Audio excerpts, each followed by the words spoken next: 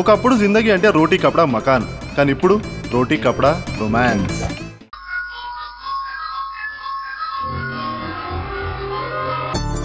Two డేస్లో company buildings, staff quarters hand over చేస్తాం. ఈ ప్రాజెక్ట్ ని ఇంత సక్సెస్ఫుల్ గా ఫినిష్ చేసినందుకు ముందు మీ ఇద్దరికి కంగ్రాట్స్.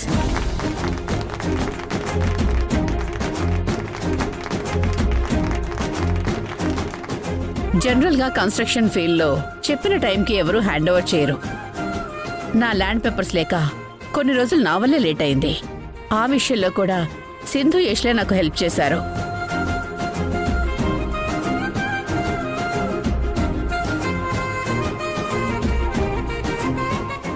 అనుకున్న టైం కంటే ముందే ప్రాజెక్ట్ కంప్లీట్ చేశారు. గ్రేట్. సింధు, యష్, మీరిద్దరూ ఇలాగే కంబైన్డ్ గా కంటిన్యూ అయితే ఇక మంచి మంచి ప్రాజెక్ట్స్ చేయొచ్చు.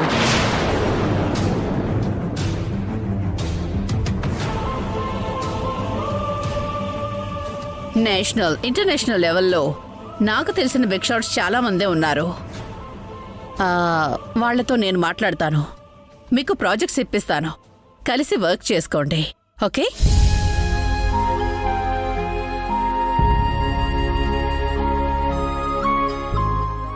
Sorry madam.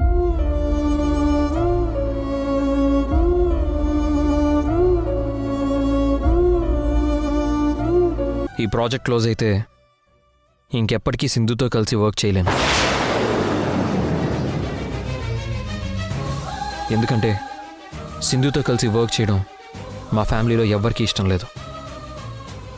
ఇది కూడా మీ ప్రాజెక్ట్ కోసమే చేస్తున్నాను.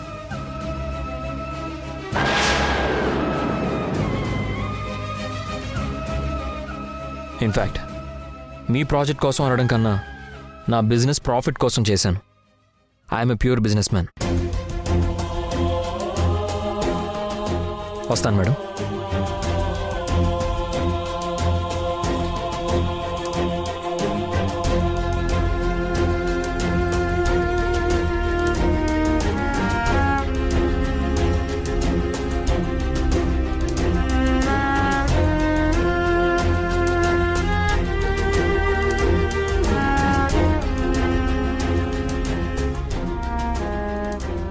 సింధు,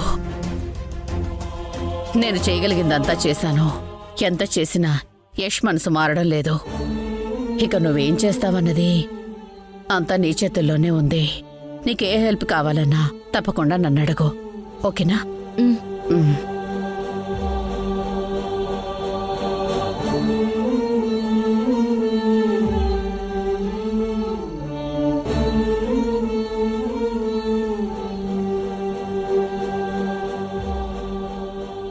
సింధుతో కలిసి వర్క్ చేయడం మా ఫ్యామిలీలో ఎవ్వరికీ ఇష్టం లేదు.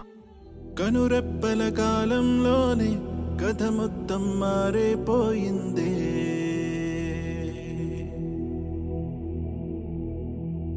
కను తెరిచి చూసేలోగా దరి చేరని దూరం మిగిలింది. ఇన్నాళ్ళు ఊహల్లో ఈ నిమిషం శూన్యంలో మిగిలానే ఒంటరినై విడిపోయే వేడుకలో జరిగినది వింతేనా? మన పయనం ఇంతేనా?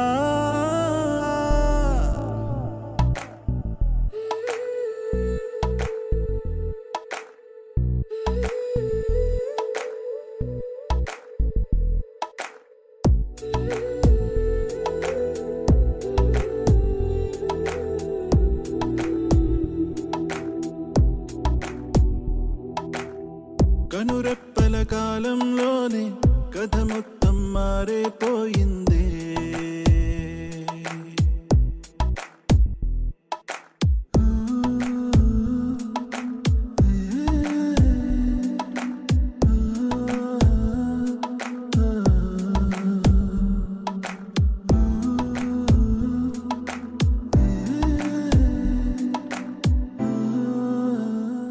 ఇంకా యష్తో కలిసి పనిచేసే అవకాశం దూరమైనట్టేనా? నాకిక యష్ని నా కళ్ళతో చూసే అదృష్టం కూడా ఉండదన్నమాట.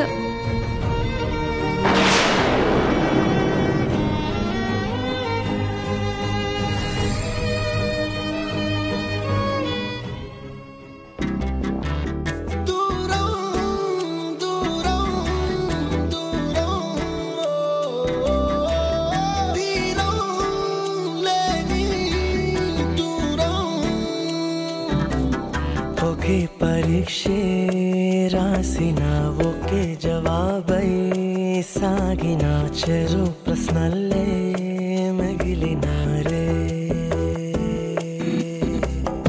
ఒకే పడవలో కలిసిన ఒకే ప్రయాణం చేసిన చెరు ప్రపంచం చేరినారే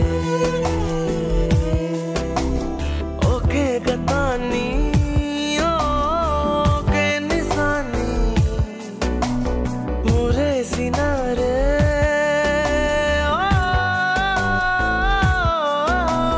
చెరో సగాన్ని మరో జగాన్ని వరించినారే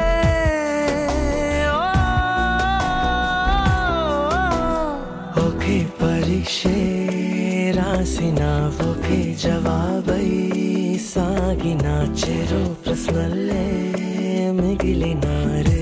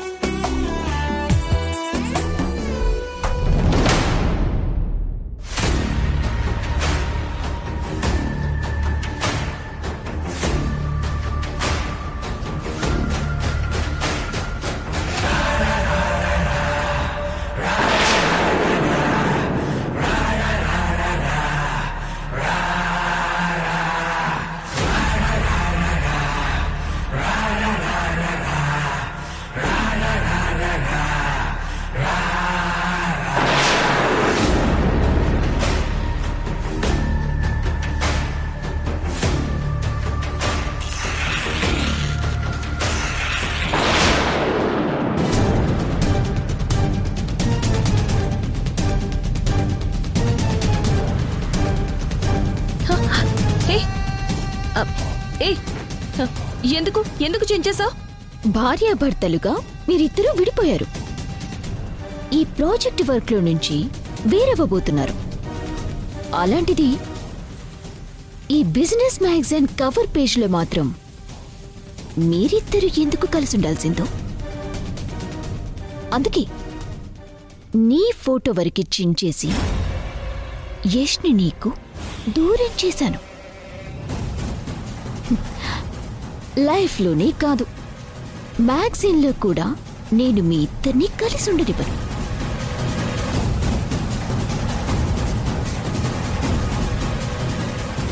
ఈ ఆఫీస్లోకి నేను ఎంటర్ అయ్యి నా ఆటలో నీ ఆటని క్లోజ్ చేశాను. నా ఆట ఇంకా అయిపోలేదు సింధు, ఇంకా మిగిలే ఉంది. ఎక్కడో తెలుసా?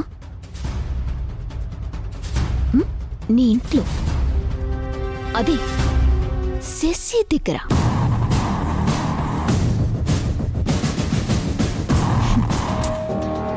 ఏంటి సింధు అలా షాక్ అవుతున్నావు?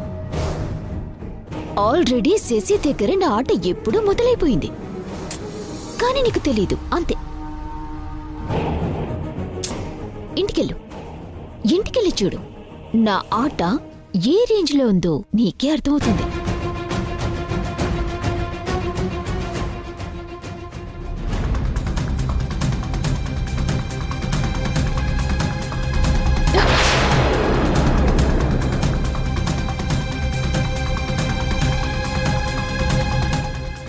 ఇది నా బాల్ నాకు ఇచ్చేయ్.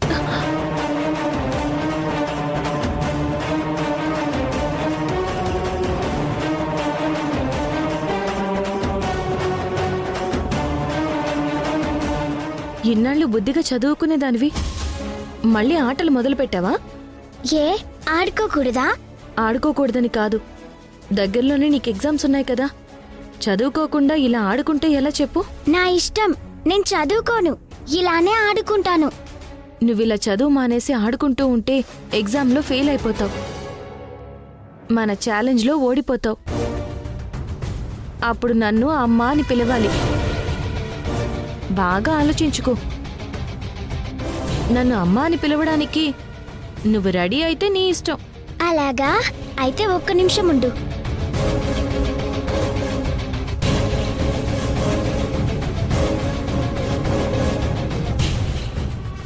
తీసుకో.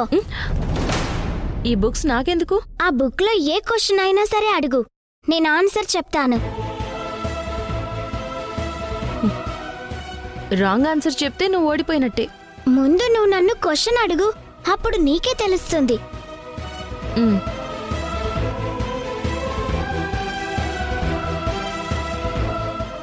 Which is the fastest bird on the earth? Peregrine Falcon.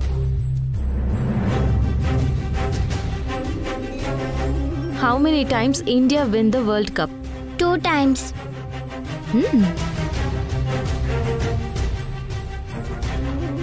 What is the smallest 3-digit number?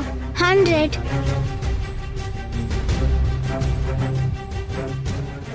Which is the hottest planet in the solar system? Venus.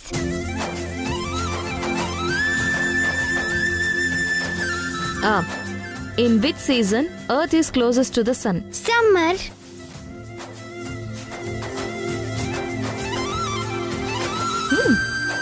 అన్నీ కరెక్ట్గా ఆన్సర్ చేసావు శశి, నువ్వు సూపర్.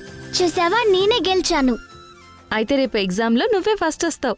నేను ఎగ్జామ్ రాయనుగా.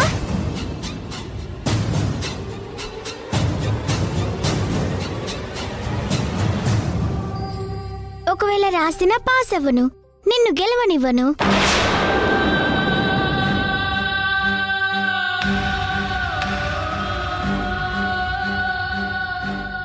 ఏమైంది శశి నీకు? నిన్నటి వరకు బాగానే ఉన్నావు కదా. నీ ప్లాన్స్ అన్నీ నాకు తెలిసాయి. నువ్వు గెలిచి మా అమ్మని ఓడించాలని, ఆ ఇంట్లోంచి పంపించేయాలని చూస్తున్నావు కదా.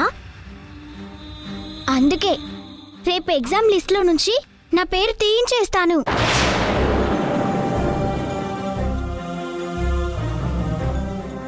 వద్దు శశి, అలా చేయొద్దు. నా మాట విను. నీ మాట నేను వినను. నేను ఇలాగే చేస్తాను. శశి,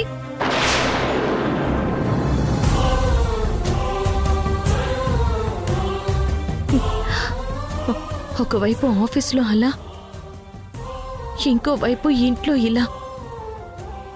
ఏంటిదంతా? ఎందుకు జరుగుతుంది ఇలా?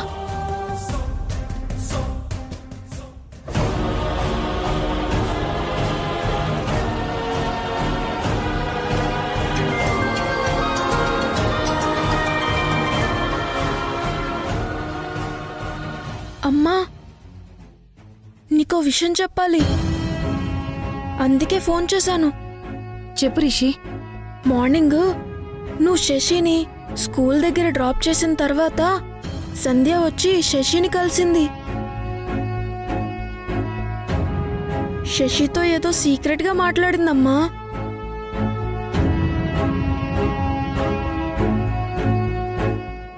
నా ఆట ఇంకా అయిపోలేదు సింధు, ఇంకా మిగిలే ఉంది. నీ ఇంట్లో, అదే శశి దగ్గర. ఇంటికెళ్ళి చూడు. నా ఆట ఏ రేంజ్లో ఉందో నీకే అర్థమవుతుంది. ఇదంతా మధు ప్లాన్ అన్నమాట. సంధ్య మధు ఇద్దరు ఒకటైనట్టున్నారు నన్ను ఓడించటానికి. రిషి, నువ్వు నాకు ఒక హెల్ప్ చేయాలి. చెప్పమ్మా, నువ్వేం చెప్పినా చేస్తాను. రేపు నువ్వు స్కూల్కి వెళ్ళిన తర్వాత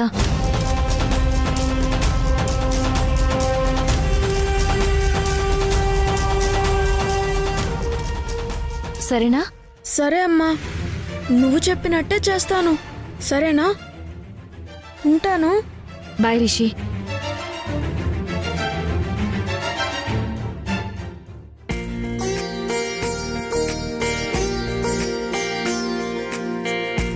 తేజ, ఏంటి మధు? ఏంటి మధు? ఏంటి మధు ఇంత హ్యాపీగా ఉన్నావు? ఇంకో 2 రోజుల్లో మీ తమ్ముడు గారి ప్రాజెక్ట్ క్లోజ్ అవబోతుంది తేజ. ఇకనైనా నువ్వు మీ అమ్మగారితో మాట్లాడి మరిది గారి నా కంపెనీలో ఇన్వెస్ట్ చేసేలా చూడొచ్చు కదా.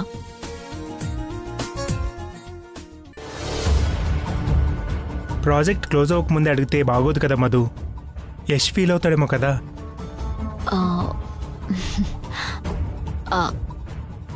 మన కంపెనీ స్టార్ట్ అవ్వటం లేట్ అయితే అవతల మనకి రావాల్సిన ప్రాజెక్ట్స్ అన్నీ వేరే వాళ్ళకి డైవర్ట్ అయిపోతాయి తేజ. అది నా బాధ. ప్లీజ్ తేజ, మీ అమ్మతో మాట్లాడి మీ తమ్ముని ఒప్పించు.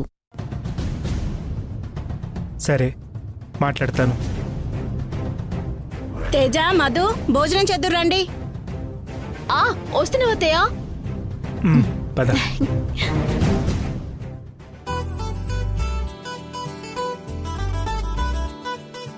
సంధ్య, రిషి తిన్నాడా?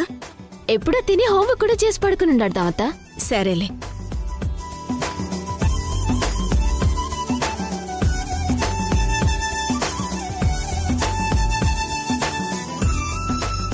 అమ్మా, తమ్ముడు ప్రాజెక్ట్ త్వరలోనే క్లోజ్ అవుతుందట కదా.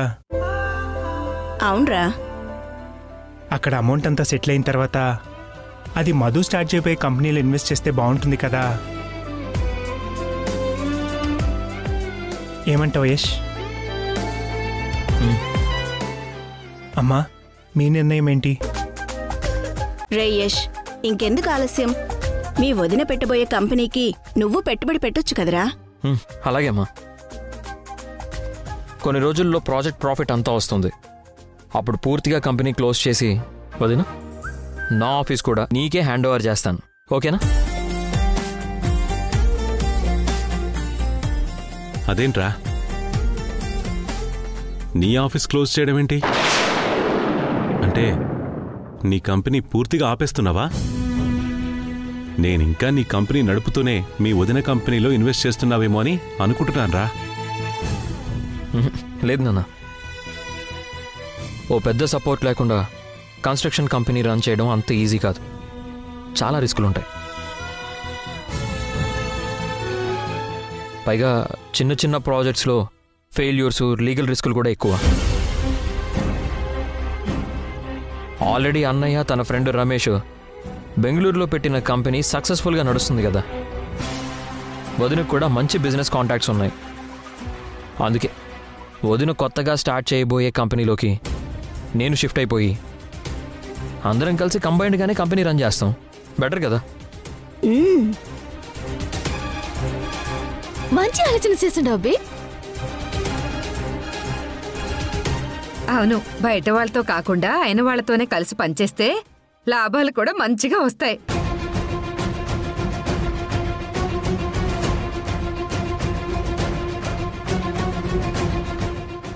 మరి సింధు సంగతేంటి?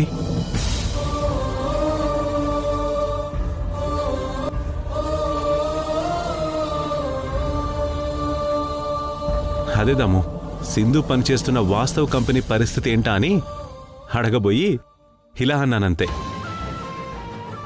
అంతే అంతే. వాస్తవ్ ఫారెన్లో ఉన్నాడు. ఆ కంపెనీని అక్కడికి షిఫ్ట్ చేస్తాడేమో నాన్న. అయితే ఇక నువ్వు సింధు కలిసి పనిచేయరన్నమాట. ఏంటి చంద్ర, ఇందక్కడి నుంచి చూస్తున్నాను. అసలు సింధు సింధు అని ఒకటే కలవరిస్తున్నావు. అసలు యష్ సింధుతో కలిసి పనిచేయటం ఇష్టం లేకే నేనే వాడి కంపెనీని మూసేయమని చెప్పాను. ఆ డబ్బు వాళ్ళ వదిన కంపెనీలో పెట్టమంటున్నాను కదా. అది నువ్వు అర్థం చేసుకోవెందుకు? అది కాద్దాము, ఇన్నేళ్లు నడిపిన కంపెనీని ఎందుకు మూసేయడం? ఆ కంపెనీని అలాగే ఉంచి మధు కంపెనీలో కొంత డబ్బు ఇన్వెస్ట్ చేయొచ్చు కదా. అదే దాము నా ఉద్దేశం.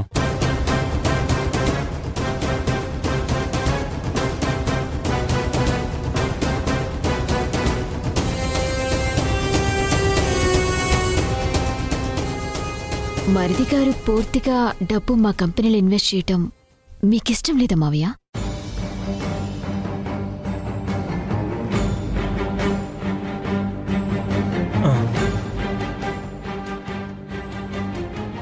ఏంటి నాన్న ఇది? తమ్ముడు తన కంపెనీ క్లోజ్ చేస్తే మనకేంటి ప్రాబ్లం? మేమిక్కడ పెట్టబోయే కొత్త కంపెనీ గురించి ఎన్నో ఆశలతో ఇక్కడికి వచ్చాం. ఎంత ప్లాన్ చేసుకున్నామో తెలుసా?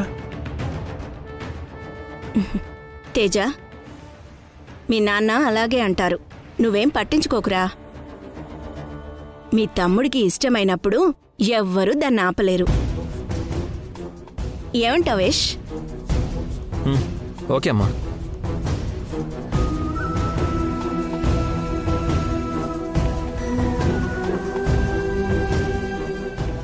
ఏమైంది నాన్న? ఎందుకంత డల్గా ఉన్నారు? ఈ ముసలోడు అనవసరంగా మళ్ళీ యష్ మనసు మారుస్తాడేమో. ముందు ఈ ముసలోడి మనసు మార్చాలి. మరిది గారు, మావయ్య గారికి నా మీద నమ్మకం లేనట్టుంది. తేజ, మనకి కంపెనీ వద్దు, బిజినెస్లో వద్దు, ఆపేద్దాం.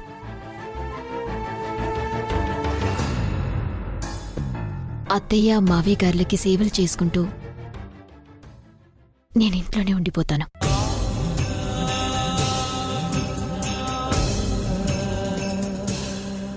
అమ్మ మధు, నువ్వేమనుకోకమ్మా, నా ఉద్దేశం అది కాదు.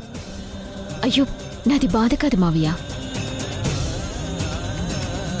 సునంద మేడం లాంటి బడా మనుషుల సపోర్ట్ ఉంటేనే మరిది గారి కంపెనీ సాఫీగా సాగిపోతుంది. పోనీ అలా ఎవరైనా ఉంటే చూసి చెప్పండి, నేనేం ఫోర్స్ చేయను మావయ్య. సరే సరే, మీ ఇష్టం.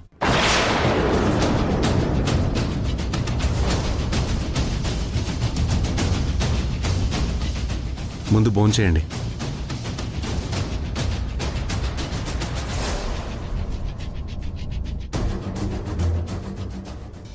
ఇదిగో, ఈ ప్రాజెక్ట్లో వాస్తవ కంపెనీకి రావాల్సిన ప్రాఫిట్ తాలూకు చెక్.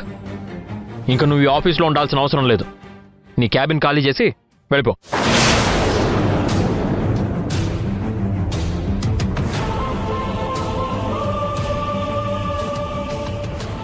సింధుని అలా పంపించేస్తున్నారు. మరిది గారి క్యాబిన్లోంచి ఏదో దొంగతనంగా పట్టుకెళ్తోంది చూడండి. ఆగో,